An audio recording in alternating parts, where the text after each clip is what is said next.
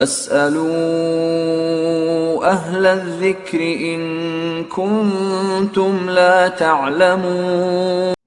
ওয়ালাইকুম আসসালাম রহমতুল্লাহ বরকাত।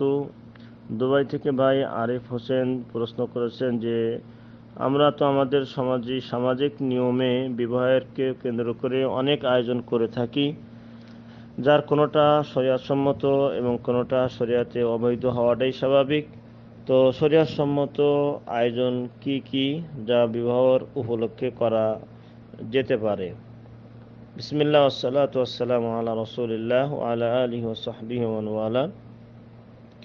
বিবাহকে কেন্দ্র করে যে সমস্ত আয়োজন করা শরীয়তসম্মত তার মধ্যে প্রধান হচ্ছে ওয়ালিমা। কেননা রাসূলুল্লাহ সাল্লাল্লাহু আলাইহি ওয়াসাল্লাম আব্দুর রহমান বিন আউফকে যখন তার গায়ে হলুদ দেখলেন তখন তিনি জিজ্ঞাসা করলেন, সে বলল, আল্লাহ রাসূল, আমি নতুন বিবাহ করেছি। তখন নবী সাল্লাল্লাহু আলাইহি ওয়াসাল্লাম বললেন, আউলিম ওয়ালাউ বিশাতিন, যে একটি বকরি বা ছাগল জবাই করে খানার আয়োজন করার মাধ্যমে হলেও তুমি অলিমার ব্যবস্থা করো। তাছাড়া রাসূলুল্লাহ সাল্লাল্লাহু আলাইহি ওয়াসাল্লাম যখন বিবাহ করতেন তখন তিনি তার সামর্থ্য অনুপাতে তাৎক্ষণিক এবং তাড়াতাড়ি তিনি অলিমার ব্যবস্থা করতেন। তেমনিভাবে রাসূলুল্লাহ সাল্লাল্লাহু আলাইহি ওয়াসাল্লাম যে সমস্ত দাওয়াত কবুলের বিষয়ে গুরুত্ব আরোপ করেছেন তার মধ্যে বলা চলে সবথেকে বেশি গুরুত্ব দিয়েছেন অলিমার দাওয়াতের আহ্বানের সাড়া দেওয়ার ক্ষেত্রে। অলিমার দাওয়াত কবুল করার ক্ষেত্রে হাদিসে সবথেকে বেশি তাকিদ এবং জোর তাকিদ এসেছে। এ সমস্ত হাদিস প্রমাণ করে যে বিবাহের ক্ষেত্রে সবথেকে গুরুত্বপূর্ণ আয়োজন বা শরিয়তসম্মত সুন্নতি আয়োজন হলো অলিমার ব্যবস্থা করা। অলিমা অর্থাৎ বরের পক্ষ থেকে বিবাহের ঘোষণা স্বরূপ, যে বিবাহের এলান বা ঘোষণা স্বরূপ বরের পক্ষ থেকে বিবাহের পরপরই খানার আয়োজন করা, যার মাধ্যমে মানুষ জানতে পারবে যে অমুকের মেয়ের সাথে অমুকের ছেলের বিবাহ হয়েছে, যাতে করে তাদের এই সম্পর্কটা সম্পর্কে মানুষ অবগত হতে পারে। এবং এই অলিমার ক্ষেত্রে যেটা লক্ষ্য রাখতে হবে সেটা হলো যে যারা আপনজন তারা যেন দাওয়াত থেকে বঞ্চিত না হয়, বরং আশেপাশে বন্ধুবান্ধব, তবে তাদের পূর্বে আপনজনকে দাওয়াত দিতে হবে।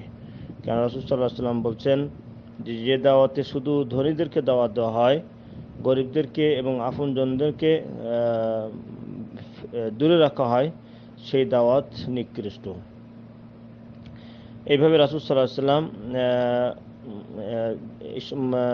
যারা প্রকৃত হকদার তাদেরকে যদি দাওয়াতে শরিক না করা হয় তাহলে সেই দাওয়াত বরকতময় নয়, বরং সেই দাওয়াত নিকৃষ্ট। এই হলো বিবাহের ক্ষেত্রে সবথেকে উত্তম আয়োজন বা সুন্নতি যেটা আয়োজন, সেটা হচ্ছে অলিমার আয়োজন করা। তাছাড়া বিবাহের ক্ষেত্রে উত্তম হচ্ছে যে বিবাহে খরচ কম হয়, সেই বিবাহকে রাসূল সাল্লাল্লাহু আলাইহি ওয়াসাল্লাম বরকতময় বিবাহ বলেছেন।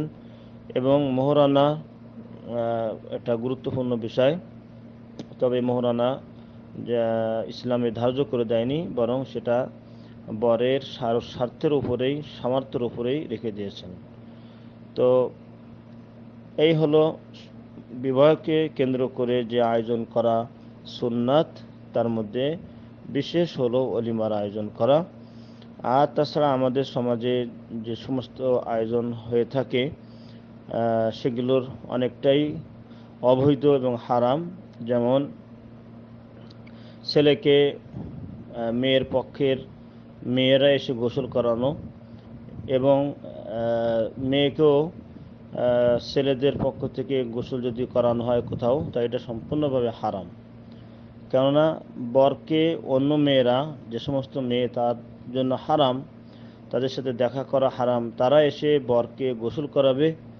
এটার মাধ্যমে আল্লাহ রাব্বুল আলামিন কোরআন কারিমে যে পর্দার বিধান দিয়েছেন সেটাকে সম্পূর্ণ উপেক্ষা করা, এটা শরিয়াতকে অমান্য করা, ফরজকে তোয়াক্কা না করা, এটা সম্পূর্ণভাবে হারাম। তেমনিভাবে মেয়েকেও যদি ছেলের পক্ষ থেকে ছেলেদেরা গোসল করাতে আসে সেটাও নিষিদ্ধ। বরং ছেলে মেয়ে গোসল করতে পারে, নিজেদের গোসল নিজেরাই করবে, পরিপাটি হবে, পরিষ্কার পরিচ্ছন্ন হবে। এটা শুধু বিবাহকে কেন্দ্র করে নয়, বরং পরিষ্কার পরিচ্ছন্নতা ইসলামে আত্মহুরু সাতরুল ইমান, ইমানের অঙ্গ বা ইমানের অংশ হিসেবেই পবিত্রতা, পরিষ্কার পরিচ্ছন্ন হতে পারবে। কিন্তু অন্যরা সেটা করিয়ে দেবে, এভাবে কোনো শরিয়াতে বিধান নাই। তাছাড়া নাচ গানের বা গান বাজনার যে সমস্ত আয়োজন করা হয়ে থাকে সেটাও সম্পূর্ণভাবে নিষিদ্ধ। একমাত্র শরিয়াতে যে বিষয়ে জায়েজ আছে সেটা ব্যতীত, যেমন মেয়েদের মাঝে শুধু এক সাইডের তবলা বাজানো, যেটা জাহেলি যুগ থেকে প্রথা ছিল, সেটা ইসলাম সমর্থন করেছে। শুধুমাত্র সেটা মেয়েদের মাঝেই, মেয়েদের অভ্যন্তরেই থাকবে, সেটা ছেলেদের মাঝে আসবে না। কিন্তু আজকে আমাদের সমাজে বিবাহকে কেন্দ্র করে দেখা যায় যে পালকিদের নাচানাচি সেটা ছেলে মেয়েরা সবাই উপভোগ করে, বা পালকি তারা মেয়ে সেজে, তাদের কতক মেয়ে কতক ছেলে সেজে, মেয়ে সেজে তারা যে প্রদর্শনীটা দেখায়, এটা সম্পূর্ণ শরিয়াতে নিষিদ্ধ। কারণ রাসূল সাল্লাল্লাহু আলাইহি ওয়াসাল্লাম ছেলেদেরকে মেয়ের পোশাক পরতে, মেয়েদেরকে ছেলের পোশাক পরতে বা একজন আর একজনের ভেষ ধরতে ইসলামে সম্পূর্ণভাবে নিষেধ করা হয়েছে। তাই এভাবে শরিয়াতে অনেক বিষয় রয়েছে যেটা না সমাজে, শরিয়াতে নয়, সমাজে অনেক বিষয় প্রচলন রয়েছে যেটা শরিয়াতে সম্পূর্ণভাবে নিষিদ্ধ, কেননা শরিয়াতের গর্হিত কাজ সেগুলা। আল্লাহ রাব্বুল আলামিন আমাদেরকে আমাদের জীবন থেকে দামি, আল্লাহ রাব্বুল আলামিনের পক্ষ থেকে নাজিলকৃত সুন্দর জীবন বিধান মেনে চলার তৌফিক দান করুন, এবং আমাদের চিরশত্রু শয়তানের আবিষ্কৃত যে সমস্ত পন্থা পথ এবং কাজ রয়েছে ও অপসংস্কৃতি রয়েছে সেগুলো থেকে আমাদের সকলকে বেঁচে থাকার তৌফিক দান করুন। আমিন। আসসালামু আলাইকুম ওয়া রাহমাতুল্লাহি ওয়া বারাকাতুহু।